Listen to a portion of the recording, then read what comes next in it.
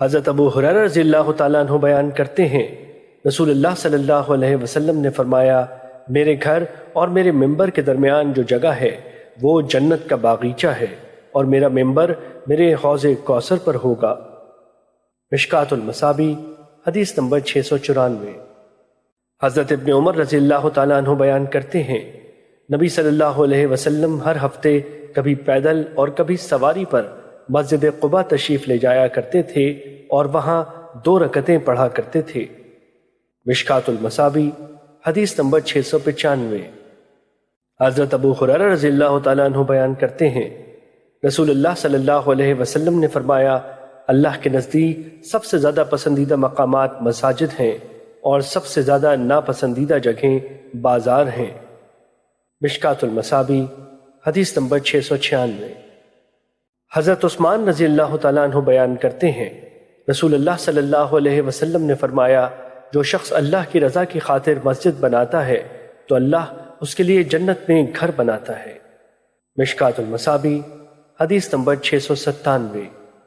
حضرت ابو ہریرہ رضی اللہ تعالیٰ عنہ بیان کرتے ہیں، رسول اللہ صلی اللہ علیہ وسلم نے فرمایا، جو شخص صبح شام جتنی مرتبہ مسجد میں جاتا ہے اللہ اس کے لیے اتنی مرتبہ ہی جنت میں ضیافت کا اہتمام فرماتا ہے۔ مشکوٰۃ المصابیح حدیث نمبر 698۔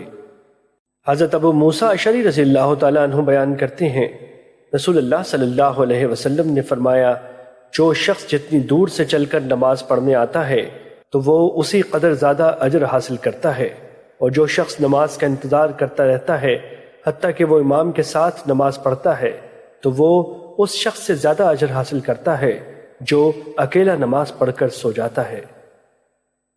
مشکوٰۃ المصابیح حدیث نمبر 699۔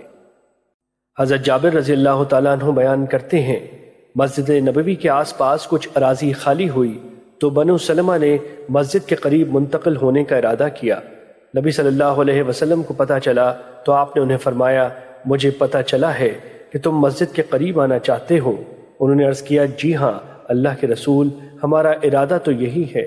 آپ صلی اللہ علیہ وسلم نے فرمایا، بنو سلمہ اپنے گھروں ہی میں رہو، تمہارے قدم لکھے جاتے ہیں، اپنے گھروں ہی میں رہو، تمہارے مسجد کی طرف اٹھنے والے قدم لکھے جاتے ہیں۔ مشکوٰۃ المصابیح حدیث نمبر 700۔ حضرت ابو ہریرہ رضی اللہ تعالیٰ عنہ بیان کرتے ہیں، رسول اللہ صلی اللہ علیہ وسلم نے فرمایا، 7 خوش نصیب ایسے ہیں جنہیں اللہ اپنا سایہ نصیب فرمائے گا جس روز اس کے سائے کے سوا کوئی سایہ نہیں ہوگا۔ عادل حکمران، وہ نوجوان جو اللہ کی عبادت میں فرمان چڑھا، وہ آدمی جس کا دل مسجد کے ساتھ معلق ہے، جب مسجد سے نکلتا ہے تو وہ مسجد سے لا تعلق نہیں رہتا حتیٰ کہ وہ وہاں لوٹ جاتا ہے۔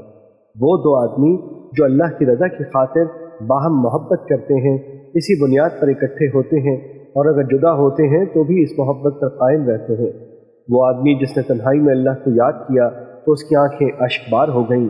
وہ آدمی جسے حسب و جمال والی دوشیزہ نے برائی کی دعوت دی تو اس نے کہا، میں اللہ سے ڈرتا ہوں۔ اور وہ آدمی جس نے جو صدقہ کیا اس نے اسے اس قدر مخفی رکھا حتیٰ کہ اس کے بایاں ہاتھ نہیں جانتا کہ اس کے دائیں ہاتھ میں کیا خرچ کیا ہے۔ مشکوٰۃ المصابیح حدیث نمبر 701۔